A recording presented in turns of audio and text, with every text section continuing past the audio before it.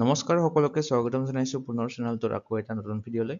তো judicial exam 2026 চনৰ যিটো 31 তাৰিখে হ'ব তাৰ বাবে ইণ্ডিয়ান পলিটি আমি ডিছকাছ কৰি আছিলোঁ। তো তাৰ পাৰ্টটো আজি লৈ আহিছোঁ। তো আগৰ পাৰ্টটো যদি আপোনালোকে চোৱা নাই, ডেছক্ৰিপশ্যনত প্লেলিষ্টৰ লিংকটো দিয়া আছে, তাতে ক্লিক কৰি চাব পাৰে। বহুত ডিটেইলছত আমি ডিছকাছ কৰিছিলোঁ প্ৰতিটো ইম্পৰ্টেণ্ট ফেক্টৰৰ সৈতে। গতিকে পাৰ্টটোতো আমি ডিছকাছ কৰিম। বলক ভিডিঅ'টো আৰম্ভ কৰোঁ। ইয়াৰে পিডিএফটো আপোনালোকে আমাৰ এই PYQ বুকলেটখনত পাব, য'ত জুডিচিয়েল এছিষ্টেণ্ট এক্সামৰ যিমানকেইটা এক্সাম হৈছে 2015 চনৰ পৰা 25 চনলৈকে, তো ইয়াৰে CS ছেকশ্যন, GK ছেকশ্যন, লগতে ৰিজনিং আৰু এছামিজ ছেকশ্যন, লগতে ইংলিছটো ফুল চলিউশ্যন আপোনালোকে এই বুকলেটখনত পাব। লগতে ইয়াৰে কণ্টেণ্টখিনি আপোনালোকে চাই ল'ব। গুৱাহাটী হাইকোৰ্টৰ বিভিন্ন এক্সামৰ কুৱেশ্যনখিনি আপোনালোকে ইয়াতে পাব PYQ। তো প্ৰথম কুৱেশ্যনটো হৈছে, which of the following committees is related to evaluation of Panchayati Raj in India? তো কোনখন সমিতি ভাৰতত পঞ্চায়তী ৰাজৰ বিকাশৰ সৈতে জড়িত? তো পঞ্চায়তী ৰাজৰ বিকাশৰ সৈতে জড়িত কমিটিখন হৈছে অপশ্যন বি, বলৱন্ত ৰায় মেহতা কমিটি। তো বলৱন্ত ৰায় মেহতা কমিটিখন এষ্টাব্লিছ হৈছিলে 1957। এইটো মনত ৰাখিব, গঠন হৈছিলে। নেক্সট কুৱেশ্যনটো হৈছে, which writ literally means by what authority? তো কোনটো লেখ বা ৰিটৰ আক্ষৰিক অৰ্থ হৈছে কি কৰ্তৃত্বৰে অসমীয়াত, বাই হোৱাট অথৰিটি? এইটো হৈছে অপশ্যন ডি, কো ৱাৰেণ্টো। অপশ্যন ডিটো ইয়াৰে শুদ্ধ হৈ যাব। তো ইয়াৰে ইম্পৰ্টেণ্ট পইণ্টখিনি যদি আমি চাওঁ, ভাৰতৰ সংবিধানত টোটেল 5টা ৰিট বা লেখ আছে। গোটেইকেইটা মনত ৰাখিব। প্ৰথমটো হৈছে কো ৱাৰেণ্টো, আমি পঢ়িলোঁ। ইয়াৰ মিনিংটো মনত ৰাখিব, বাই হোৱাট অথৰিটি। হেবিয়াছ কাৰ্পাছ, ইয়াৰে মিনিংটো হৈছে টু হেভ দ্য বডি। মণ্ডামাছ হৈছে আৰু এটা ৰিট, ইয়াৰে অৰ্থ হৈছে উই কামাণ্ড। প্ৰহিবিশ্যনটো 4 নম্বৰ ৰিট, টু ফৰবিড হৈছে ইয়াৰ অৰ্থ। আৰু চাৰ চিয়ৰেৰি, এইটো অৰ্থ হৈছে টু বি চাৰ্টিফাইড। তো আৰ্টিকেল 32ত এইবিলাক ৰিটবিলাক উল্লেখ আছে, যিটোক আমি বি আৰ আম্বেদকাৰে এইটোক হাৰ্ট এণ্ড চ'ল বুলি কৈছিলে, এই আৰ্টিকেল 32ক। আৰু এই আৰ্টিকেল 32ক কি বুলি কোৱা হয়? ৰাইট টু কনষ্টিটিউচনেল ৰেমেডিজ বুলি। নেক্সট কুৱেশ্যনটো হৈছে, how many functional items are placed within the purview of municipalities under the 12th schedule? তো ইয়াৰে কাৰেক্ট এনচাৰটো হ'ব 18, অৰ্থাৎ যিটো 12th শিডিউল আছে, দ্বাদশ অনুসূচী আছে, এইটো 74তম কনষ্টিটিউশ্যন এমেণ্ডমেণ্টৰ দ্বাৰা, যিটো 1992ত হৈছিলে, এইটো অনুসূচী, এইটো 12th শিডিউলটো সংযোগ কৰা হৈছিলে ভাৰতীয় সংবিধানত, য'ত এই 18টা কাৰ্যকৰী বিষয় অন্তৰ্ভুক্ত আছে। নেক্সট কুৱেশ্যনটো হৈছে, who was the first viceroy of India? ভাৰতৰ প্ৰথম ভাইচৰয় কোন আছিলে? ভাৰতৰ প্ৰথম ভাইচৰয় আছিলে লৰ্ড কেনিং। অপশ্যন চিটো ইয়াৰে কাৰেক্ট হৈ যাব। তো এই ভাইচৰয় পদটো আছিলে আগতে গভৰ্ণৰ জেনেৰেল, যিটোক 1858 চনৰ ভাৰত চৰকাৰ আইন, এই আইনটোৰ জৰিয়তে গভৰ্ণৰ জেনেৰেল এই পদটোক ভাইচৰয় বুলি সলনি কৰা হৈছিলে। নেক্সট কুৱেশ্যনটো হৈছে, diarchy at the provincial level was introduced by which act? তো প্ৰাদেশিক পৰ্যায়ত দ্বৈত শাসন ব্যৱস্থা কোনখন আইনৰ দ্বাৰা প্ৰৱৰ্তন কৰা হৈছিলে? দ্বৈত শাসন ব্যৱস্থা কোনখন আইনৰ দ্বাৰা প্ৰৱৰ্তন কৰা হৈছিলে? Option B, government of India act 1990, যিখনক আমি মণ্টাগু চেমছফৰ্ড ৰিফৰ্মছ বুলিও কওঁ। নেক্সট কুৱেশ্যনটো হৈছে, voting on demands for grants is exclusive privilege of? Option এটো হ'ব শুদ্ধ উত্তৰ, লোকসভা, অৰ্থাৎ অনুদানৰ দাবীৰ ওপৰত ভোটদান কৰাটো লোকসভাৰ একচেটিয়া বিশেষাধিকাৰ। Next, what is the national aquatic animal of India? ভাৰতৰ ৰাষ্ট্ৰীয় জলচৰ প্ৰাণী। একেবাৰে সহজ প্ৰশ্ন, এইটো হৈছে Ganges river dolphin. Option A ইয়াৰে শুদ্ধ হৈ যাব। নেক্সট কুৱেশ্যনটো হৈছে where is the headquarter of the northern zonal council. North eastern নহয়, নৰ্থাৰ্ণ জনাৰেল কাউন্সিল অৰ্থাৎ উত্তৰ মণ্ডল পৰিষদ। ইয়াৰে মুখ্য কাৰ্যালয়টো ক'ত অৱস্থিত? দিল্লীত অৱস্থিত। অপশ্যন বি2 ইয়াৰে শুদ্ধ হ'ব। ভাৰতত মুঠ 5খন জনাৰেল কাউন্সিল বা মণ্ডল পৰিষদ আছে। নেক্সট কুৱেশ্যনটো হৈছে how many subjects are currently included in union list. তো ইউনিয়ন লিষ্ট অৰ্থাৎ কেন্দ্ৰীয় তালিকাত বৰ্তমান 100টা বিষয় অন্তৰ্ভুক্ত আছে। নেক্সট কুৱেশ্যনটো হৈছে how many members are there in the drafting committee of the constituent assembly. একেবাৰে সহজ প্ৰশ্ন, ড্ৰাফটিং কমিটিত 7জন মেম্বাৰ আছিলে। বি আৰ আম্বেদকাৰ আছিলে ইয়াৰে অধ্যক্ষ। নেক্সট কুৱেশ্যনটো হৈছে ইউনিফৰ্ম চিভিল কোড। তো UCC very important topic. Uniform civil code for citizens is mentioned in which article of the constitution? UCCৰ বিষয়ে কোনটো অনুচ্ছেদত আছে? আৰ্টিকেল 44 ইয়াৰে শুদ্ধ হৈ যাব অনুচ্ছেদ 44। ইয়াৰ লগতে এক্সামত কাৰেণ্ট এফেয়াৰ্ছৰ কুৱেশ্যন হিচাপে আহিব পাৰে যে কোনখন ভাৰতৰ প্ৰথমখন ৰাজ্য যিয়ে UCC এপ্লাই কৰিছে ইউনিফৰ্ম চিভিল কোড। তো এইখন হৈছে উত্তৰাখণ্ড ৰাজ্যখন। উত্তৰাখণ্ড ভেৰি ইম্পৰ্টেণ্ট, আপোনালোকে মনত ৰাখিব। উত্তৰাখণ্ড ৰাজ্যখন হৈছে প্ৰথমখন ৰাজ্য যিয়ে ভাৰতত UCC অৰ্থাৎ ইউনিফৰ্ম চিভিল কোড এপ্লাই কৰিছে। আৰু দ্বিতীয়খন ৰাজ্য হৈছে গুজৰাট।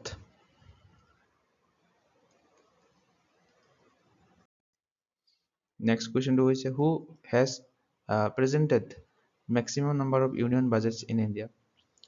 তো কেন্দ্ৰীয় বাজেটতকৈ বেছি কোনে দাখিল কৰিছিলে? সৰ্বাধিক দাখিল কোনে কৰিছিলে? মোৰাৰজী দেশাইয়ে দাখিল কৰিছিলে। 10 বাৰ তেখেতে কেন্দ্ৰীয় বাজেট দাখিল কৰিছিলে। নেক্সট কুৱেশ্যনটো হৈছে if offices of both president and vice president fall vacant, who acts as the president of India? তো প্ৰেচিডেণ্ট আৰু ভাইচ প্ৰেচিডেণ্ট যদি দুয়োৰে পদ খালী হয় তেতিয়া ভাৰতৰ মুখ্য ন্যায়াধীশে কাৰ্যভাৰ গ্ৰহণ কৰে। নেক্সট কুৱেশ্যনটো হৈছে which high court has territorial jurisdiction over Lakshadweep. লক্ষদ্বীপৰ কোনখন উচ্চ ন্যায়ালয়ৰ অধিকাৰ ক্ষেত্ৰৰ অন্তৰ্গত? কেৰালা হাইকোৰ্ট। অপশ্যন চি হেৰি কাৰেক্ট। নেক্সট কুৱেশ্যনটো হৈছে which constitutional amendment act made elementary education fundamental right. তো ভেৰি ইম্পৰ্টেণ্ট কুৱেশ্যন, এলিমেণ্টাৰী এডুকেশ্যনটো ফাণ্ডামেণ্টেল ৰাইট কৰিছিলে কোনটো এমেণ্ডমেণ্টে?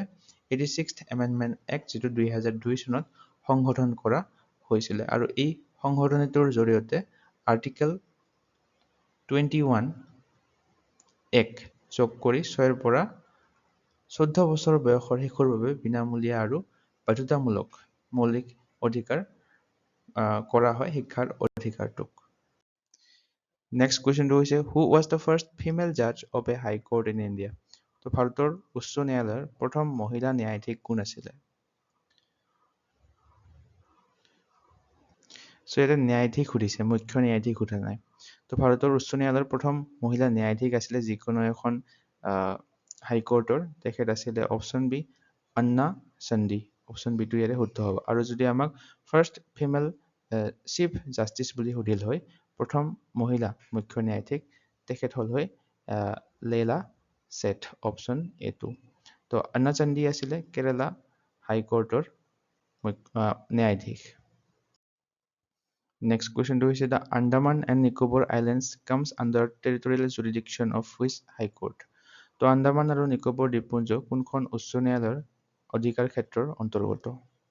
আন্দামান আৰু নিকোবৰ দ্বীপপুঞ্জ এইখন হৈছে কলকাতা হাইকোৰ্টৰ অধিকাৰ ক্ষেত্ৰৰ অন্তৰ্গত। নেক্সট কুৱেশ্যনটো হৈছে the 103rd constitutional amendment act 2019 is related to.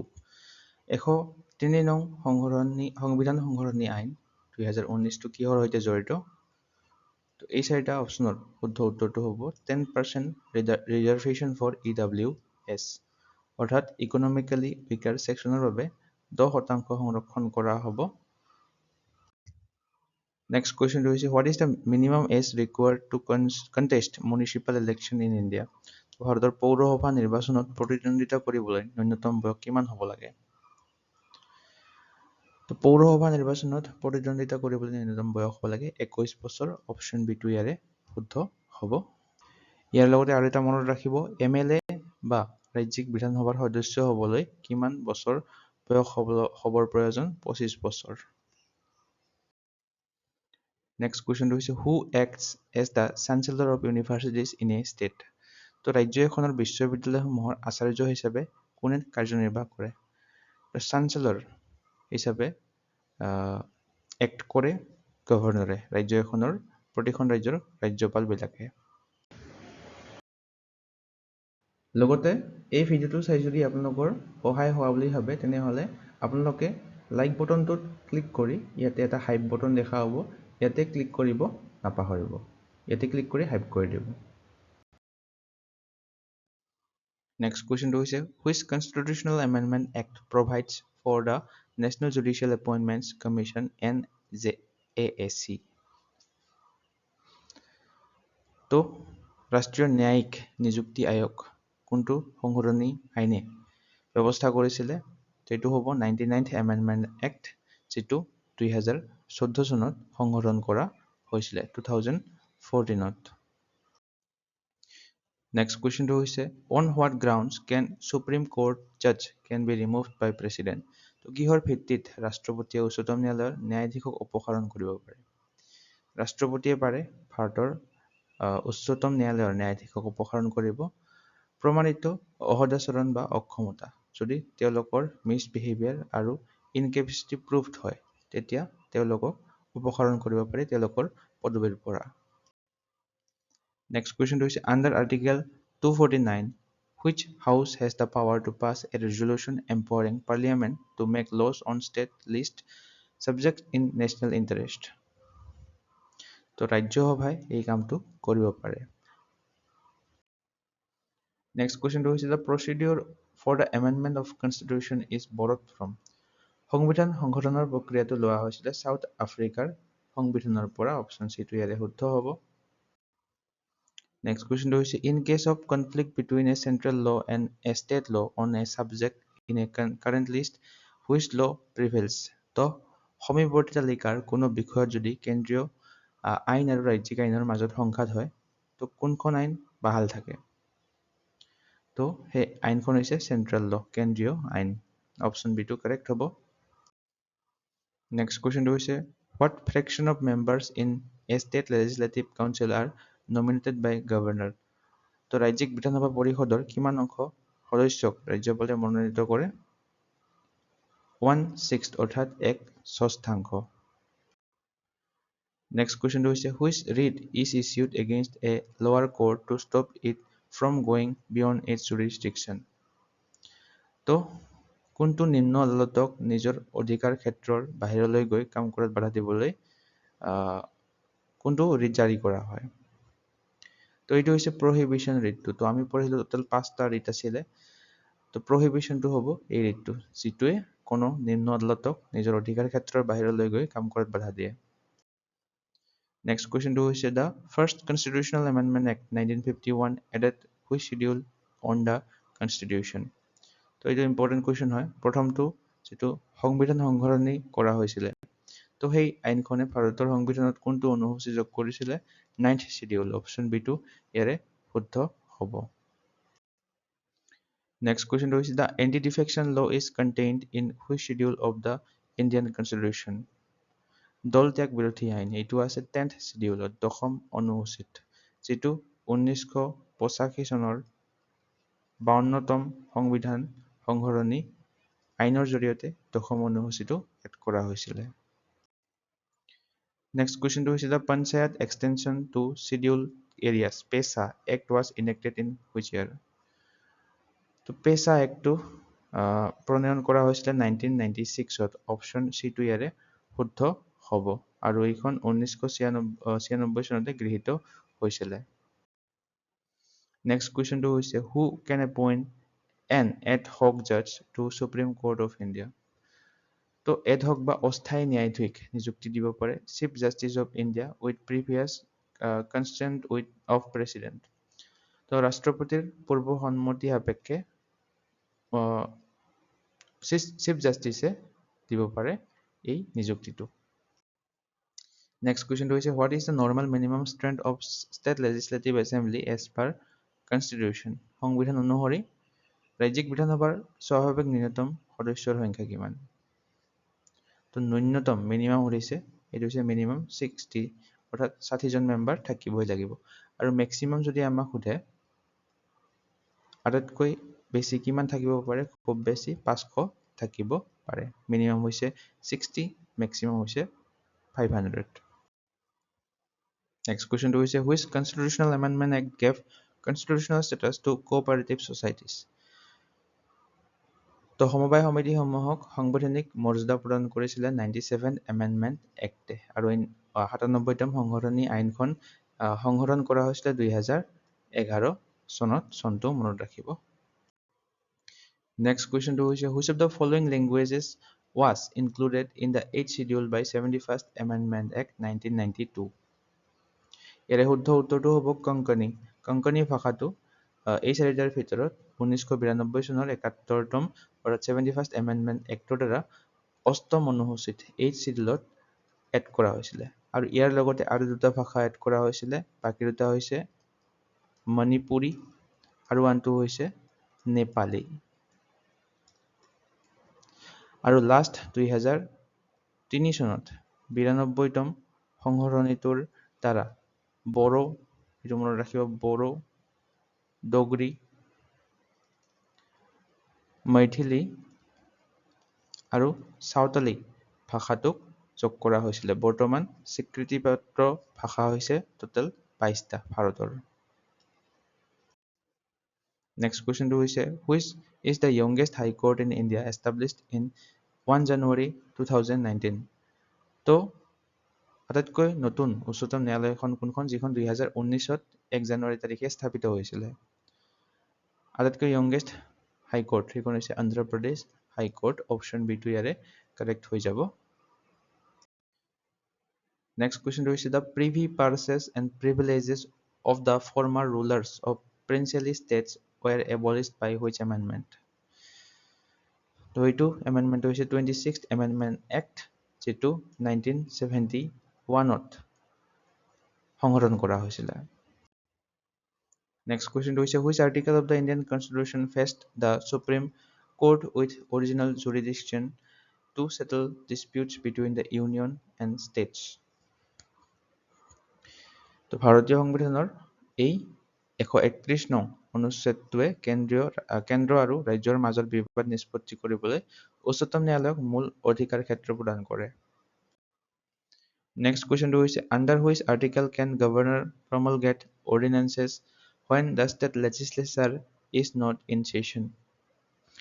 তো এইটো আৰ্টিকেল হৈছে আৰ্টিকেল 213 অৰ্থাৎ 213 নং অনুচ্ছেদ। নেক্সট কুৱেশ্যনটো হৈছে under which article can president declare state emergency if a state fails to comply with directions given by the union? তো state emergency এইটো দিয়া হয় আৰ্টিকেল 365ৰ অধীনত। অপশ্যন বিটো ইয়াৰে শুদ্ধ হ'ব। নেক্সট কুৱেশ্যনটো হৈছে who introduced objective resolution in the constitution assembly? সংবিধান সভাত উদ্দেশ্যমূলক প্ৰস্তাৱ কোনে উত্থাপন কৰিছিলে? পণ্ডিত জৱাহৰলাল নেহৰুৱে অবজেক্টিভ ৰিজলিউশ্যনটো উত্থাপন কৰিছিলে। 1946ত এই ৰিজলিউশ্যনটো তেখেতে উত্থাপন কৰিছিলে। আৰু ইয়াৰ ওপৰত ভিত্তি কৰিয়ে ভাৰতৰ সংবিধানত প্ৰস্তাৱনা অৰ্থাৎ প্ৰিএম্বলটো ৰচনা কৰা হৈছিলে। এইটো মনত ৰাখিব, ইম্পৰ্টেণ্ট হয়। নেক্সট কুৱেশ্যনটো হৈছে who was the interim president of constituent assembly? তো সংবিধান সভাৰ অস্থায়ী বা অনৱৰ্তীকালীন সভাপতি আছিলে ডক্টৰ সচিদানন্দ সিনহা। অপশ্যন এটো ইয়াৰে কাৰেক্ট হ'ব। নেক্সট কুৱেশ্যনটো হৈছে when was the national emblem of India adopted? ভাৰতৰ ৰাষ্ট্ৰীয় প্ৰতীক কেতিয়া গ্ৰহণ কৰা হৈছিলে? 1950 চনৰ 26 জানুৱাৰী তাৰিখে ভাৰতৰ ৰাষ্ট্ৰীয় প্ৰতীকটো গ্ৰহণ কৰা হৈছিলে। ভাৰতৰ ৰাষ্ট্ৰীয় প্ৰতীকটো সাৰনাথৰ অশোক স্তম্ভৰ পৰা গ্ৰহণ কৰা হৈছিলে, সেইটো মনত ৰাখিব। আৰু এইটো আমি পঢ়িলো 1950 চনৰ 26 জানুৱাৰী তাৰিখে এইটো গ্ৰহণ কৰে। নেক্সট কুৱেশ্যনটো হৈছে the ideals of justice social economic and political in the preamble are borrowed from which constitution? তো ন্যায়ৰ এই ধাৰণাটো কোনখন সংবিধানৰ পৰা লোৱা হৈছিলে? য'ত ছ'চিয়েল, ইকনমিক, পলিটিকেল এইকেইটা আছে ৱৰ্ড। এইখন লোৱা হৈছিলে USSR অৰ্থাৎ ছ'ভিয়েট ৰাছিয়াৰ পৰা এই কেইটা ধাৰণা লোৱা হৈছিলে। নেক্সট কুৱেশ্যনটো হৈছে how many methods are prescribed by Citizenship Act 1955 to acquire Indian citizenship? তো 1955 চনৰ নাগৰিকত্ব আইন অনুসৰি ভাৰতৰ নাগৰিকত্ব লাভ কৰাৰ পদ্ধতি কেইটা আছে? তো টোটেল 5টা পদ্ধতি আছে। তো জন্মসূত্ৰে বা বাৰ্থ অনুসৰি ভাৰতৰ নাগৰিকত্ব লাভ কৰিব পাৰে। বংশানুক্ৰমে অৰ্থাৎ ডেচেণ্ট ভাৱে লাভ কৰিব পাৰে। 3 নম্বৰটো হৈছে পঞ্জীয়নৰ জৰিয়তে অৰ্থাৎ ৰেজিষ্ট্ৰেশ্যন কৰি লাভ কৰিব পাৰে। আৰু 4 নম্বৰটো হৈছে দেশীয়কৰণৰ জৰিয়তে নেচাৰেলাইজেশ্যনৰ জৰিয়তে। আৰু শেষৰটো হৈছে ভূখণ্ড চামিলকৰণৰ জৰিয়তে অৰ্থাৎ ইনকৰ্পৰেশ্যন অফ টেৰিটৰী। নেক্সট কুৱেশ্যনটো হৈছে which article of Indian Constitution directs the separation of judiciary from the executive? ভাৰতীয় সংবিধানৰ কোনটো অনুচ্ছেদে কাৰ্যপালিকাৰ পৰা ন্যায়পালিকাক পৃথক কৰাৰ নিৰ্দেশ দিয়ে? কাৰ্যপালিকাৰ পৰা ন্যায়পালিকাক পৃথক কৰাৰ নিৰ্দেশ দিয়ে আৰ্টিকেল 52 অনুচ্ছেদ 50। নেক্সট কুৱেশ্যনটো হৈছে under which article does president have power to appoint interstate council? তো কোনটো অনুচ্ছেদৰ অধীনত ৰাষ্ট্ৰপতিৰ আন্তঃৰাজ্যিক পৰিষদ গঠন কৰাৰ ক্ষমতা আছে? তো আৰ্টিকেলটো হৈছে আৰ্টিকেল 263 অনুচ্ছেদ 263। নেক্সট কুৱেশ্যনটো হৈছে under which article can Supreme Court exercise its advisory jurisdiction? উচ্চ ন্যায়ালয়ে কোনটো অনুচ্ছেদৰ অধীনত ইয়াৰ পৰামৰ্শমূলক অধিকাৰ ক্ষেত্ৰ প্ৰয়োগ কৰিব পাৰে? এই আৰ্টিকেলটো হৈছে আৰ্টিকেল 143 অনুচ্ছেদ 141। নেক্সট কুৱেশ্যনটো হৈছে under article 102 who decides the disqualification of a member of parliament? তো এইটো কৰে অপশ্যন চি প্ৰেচিডেণ্ট ভাৰতৰ ৰাষ্ট্ৰপতিয়ে in consultation with election commission অৰ্থাৎ নিৰ্বাচন আয়োগৰ পৰামৰ্শৰ মতে। নেক্সট এইটো হৈছে শেষৰ কুৱেশ্যনটো হোমৱৰ্ক হিচাপে ৰখা হৈছে আপোনালোকৰ বাবে। এ proclamation of national emergency once approved by parliament remains in force of অৰ্থাৎ কিমান সময়লৈকে নেশ্যনেল ইমাৰ্জেঞ্চিটো থাকিব পাৰে? 1 মাহ, 3 মাহ, 6 মাহ নে 1 বছৰ? এই চাৰিটাৰ কোনটো শুদ্ধ হয় আপোনালোকে কমেণ্ট কৰি জনাব। চ' ভিডিঅ'টো আপোনালোকে লাইক কৰিবলৈ নাপাহৰিব। লাইক কৰি হাইপ বাটনটো ক্লিক কৰিব। আপোনালোকৰ বাবে পুৰা ৰিলেটেড পইণ্টছখিনি আমি ভালদৰে ডিছকাছ কৰিলোঁ। আৰু আপোনালোকে যদি ইয়াৰে PDF-খন ল'ব বিচাৰে চিম্পলি আমাৰ এই হোৱাটছআপ নম্বৰটোত হোৱাটছআপ কৰি PDF-খিনি ল'ব পাৰে। এইখন হৈছে আমাৰ আছাম কাৰেণ্ট এফেয়াৰ্ছৰ বুকলেটখন। আৰু এইখন হৈছে নেশ্যনেল ইণ্টাৰনেশ্যনেল কাৰেণ্ট এফেয়াৰ্ছৰ বুকলেটখন। তো গোটেই মেলি আপোনালোকে 2000ৰো অধিক কাৰেণ্ট এফেয়াৰ্ছৰ MCQ পাব এই বুকলেট দুখনত। যদি এই বুকলেট দুখন বাই কৰিব বিচাৰে চিম্পলি এই হোৱাটছআপ নম্বৰটোত হোৱাটছআপ কৰিব পাৰে। তাতে আপোনালোকে 50 টকা মাত্ৰ পে' কৰি এই বুকলেটখন ল'ব পাৰে।